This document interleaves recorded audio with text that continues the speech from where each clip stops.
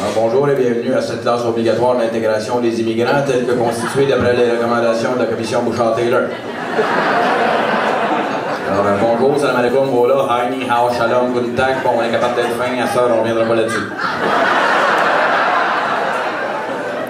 D'abord, je me présente, mon nom est Serge Choignard, 53 ans, marié, divorcé, père obligé à garde semi-partagée, endetté et fatigué. Vous êtes venus vous habituer, là, d'une crise de gang habituée de même.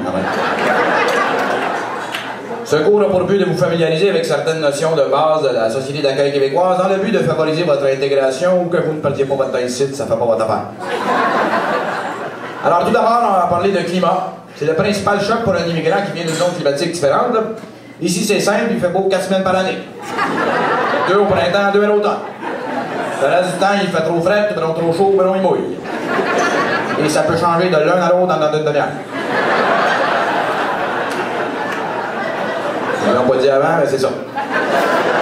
C'est pourquoi la météo est ici un sujet de conversation stratégique pour un immigrant. Il est important de vous plaindre et de dire aux locaux que c'est le pire climat du monde. Parce que tant qu'avoir un climat aussi pourri, ça nous console au moins de pouvoir inventer d'avoir le pire. Ainsi, le local sympathisera avec vous et se sentira solidaire de votre démarche d'intégration. Aussi, l'hiver, habillez-vous très chaudement et mal avec toutes sortes d'affaires bariolées aux couleurs disparates. Le monde va trouver ça cute, vous allez peut-être vous ramasser avec un job à des kiwis et des hommes.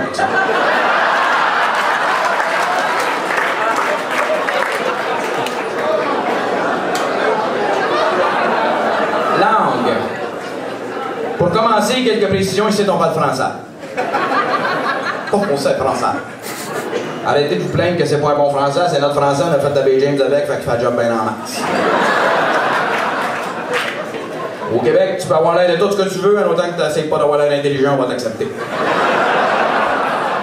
Pour ceux qui ressentent besoin d'améliorer leur maîtrise de la langue québécoise, on vous propose des stages payés à l'Académie Pierre Falardeau. De plus, au Québec, il y a la loi 101, ou du moins s'il en reste.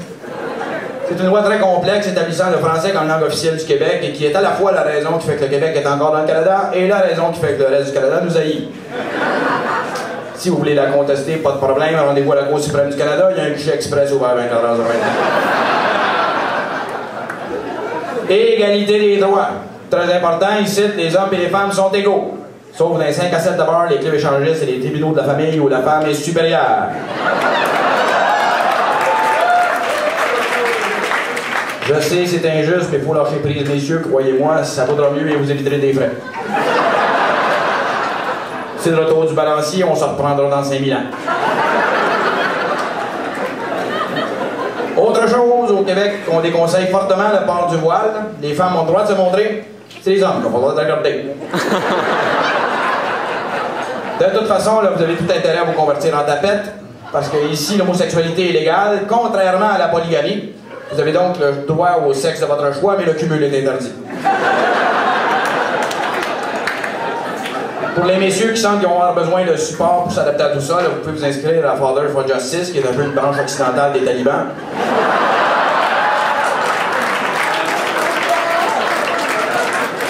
Et pour les femmes qui sont choquées de ça, là, et qui trouvent que les hommes sont maltraités au Québec, mon numéro de téléphone est sur le tableau. Travail. Y a-t-il des médecins et des ingénieurs dans la salle? Oui, vous. Désolé, sortez du site, vous n'avez pas de faire ça. Oui, on aurait besoin de vous, mais ceux qui sont déjà sur la job, on n'a pas envie de perdre le power, fait qu'ils veulent pas qu'il y en ait plus, ça ferait baisser les prix. Ce qui prouve que notre système de santé vise d'abord la santé financière de ses spécialistes avant celle de ses citoyens. Et là, il y a moyen de faire reconnaître... Merci. Il y a moyen de faire reconnaître vos équivalences, mais il faut suivre une formation compensatoire et passer un examen d'admission, les yeux bandés, debout sur un medicine ball pendant que des sangliers affolés circulent dans les rangs. Le résultat de votre échec vous sera ensuite transmis sous forme d'hologramme trigonométrique en alphabet inuktitut. Bonne chance à tous. Santé. Vous avez reçu votre carte d'assurance maladie, là? Vous avez couché de soleil là-dessus? Ça veut dire que ça achève, cette affaire-là. Profitez-en pour être malade tout de suite, la grande noirceur du privé s'en vient. Cette carte vous donne le droit à attendre pendant des heures des soins que vous n'aurez finalement pas le temps de recevoir, et ce, gratuitement.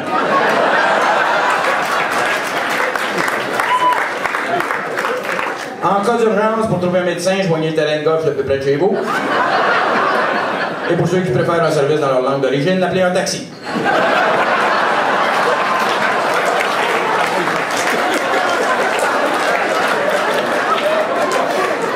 Éducation. L'éducation ici est ouverte à tous, mais malheureusement pour vous, les frais de scolarité viennent juste d'être dégelés, ce qui n'est pas encore le cas de plusieurs étudiants.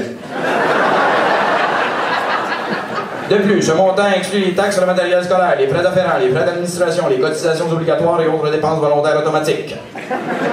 Quant au régime de prêts et bourses, notre premier ministre a déjà dit « je suis prêt », il n'a jamais dit « je suis bourse », ça vous donne une idée. Vous pouvez donc profiter pour vous endetter, ce qui créera des liens d'enracinement solides et durables entre vous et votre institution bancaire. Mais vous pourrez aussi vous qualifier dans un emploi d'avenir, approfondir vos connaissances et fréquenter des gens stimulants. Ou encore, vous pouvez aller à l'UQAM.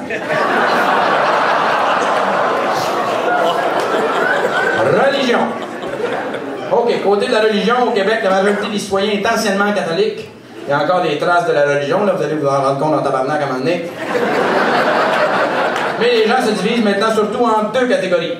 Ceux qui croient en rien, puis ceux qui croient en quelque chose. Ce quelque chose doit rester le plus vague possible et surtout, comme nos politiciens, de rien exiger de nous. Si vous croyez fermement que votre quelque chose à vous est au ciel avec une barbe ou qu'il y a une tête d'éléphant avec 6 bras ou qu'il exige de ne pas manger ci, de ne pas regarder ça, de vous habiller comme le professeur Tournesol, on va vous laisser faire, mais on va vous trouver ridicule. Fait que si aussi bien arrêter de faire semblant, vous ne savez pas plus que nous autres que c'est qu'il y a de l'autre bord, ça se pourrait même qu'il n'y a rien. Fait que avec toutes les religions qu'il y a sur la terre, pensez-vous sérieusement qu'il y en a une qui a raison, puis par hasard c'est la vôtre, puis tous les autres croyants vont se retrouver en enfer ou réincarnés en vers solitaire? Comment?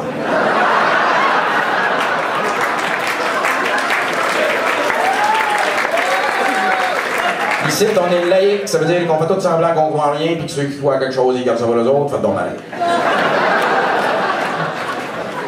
Citoyenneté. Bon, on sait que ça peut être confondant. Là, le Canada vous annonce le bilinguisme, le multiculturalisme, le droit de voter voilé et de pratiquer votre religion n'importe où, n'importe quand et à n'importe quelle heure. Alors que le Québec exige que vous parliez français, après que vous appreniez quelques tonnes de Gilles Vigneault pour vous défendre en cas d'attaque de péquistes. Et que vous arrêtiez de montrer que vous croyez à quelque chose, mais que nous autres on ne croit plus en rien et qu'on est jaloux. Je vous conseille fortement de suivre les directives du Québec. C'est peut-être le Canada qui vous accueille, mais c'est le Québec qui va devoir vous endurer. Aussi, remarquez bien que les vrais Québécois ne sont Canadiens que quand ils sortent du pays. En ce sens, la citoyenneté canadienne est au Québec un peu comme un côte d'hiver. C'est plate, c'est pas sexy, ça cache les formes, mais il faut le mettre pour sortir.